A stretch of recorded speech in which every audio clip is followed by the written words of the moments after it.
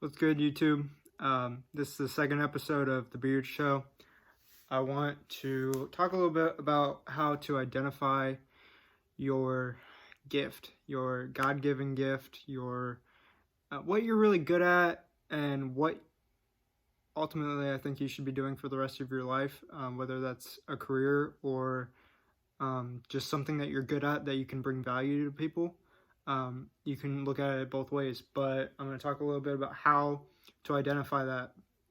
So for me, my gift that I've found is that I'm really good at listening. I feel way more comfortable having a one-on-one conversation with anybody than doing this. I'm working on public speaking, because I think of this as public speaking, as I have mentioned in the last video. But my gift that I've identified is that I'm a really good listener, which is why I am good at giving people advice. And so my gift is that I'm going to turn what I'm good at into a career in counseling and other things such as being a baseball coach and other things of that nature that I've talked about in my last video.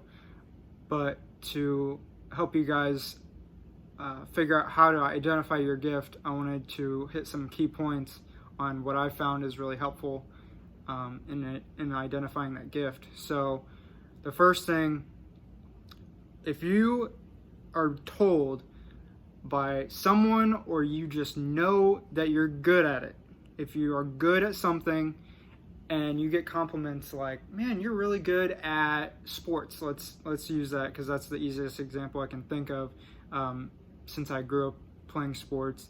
If someone comes up to you and you're like, man, you're so good at sports, you should really keep doing this, keep working. If you're really good at it and you love it, that's the first thing that you should think about when identifying your gift. If whether it's you telling yourself that you're really good at it or people telling you that you're good at it, that's one thing. The second thing is, if you're kind of good at something but you still have that same passion and that same happiness level, that's going to be the second big factor in identifying your gift. Because ultimately, I think that, as I've listened to Gary Vaynerchuk more often, he talks about changing the conversation of pursuing goals in life, because a lot of people tend to focus on the money, and when you chase money, you're not going to end up as happy, because he talks about all these millionaires and billionaires that he knows, and they're miserable for the rest of their lives because they're not doing what they love, and they're not they may have a gift in something, but if you don't love it, that's half the problem. So if you're kind of good at something but it makes you just as happy, go for it. And then the first thing is, if you're insanely good at something and you love it just as much, go for that as well.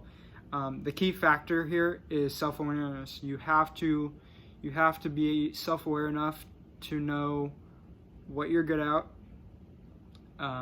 Because there's some people that no one tells them, like no one gives them any compliments, or no one, like some people have hidden talents that no one knows about. Like singing is a big one.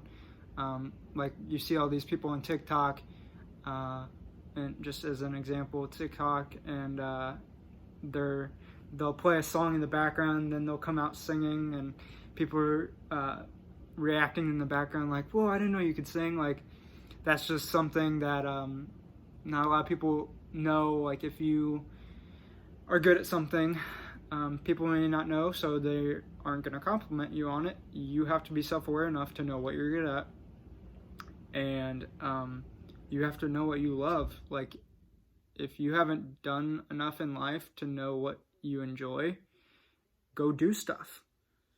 That's what, again, Gary Vee, it's my guy.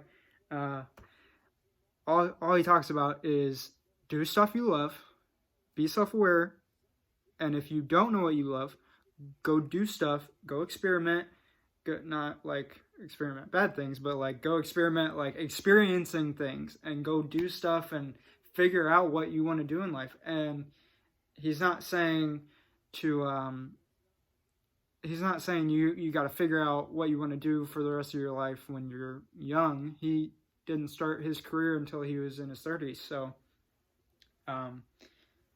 just building that self-awareness is a big factor.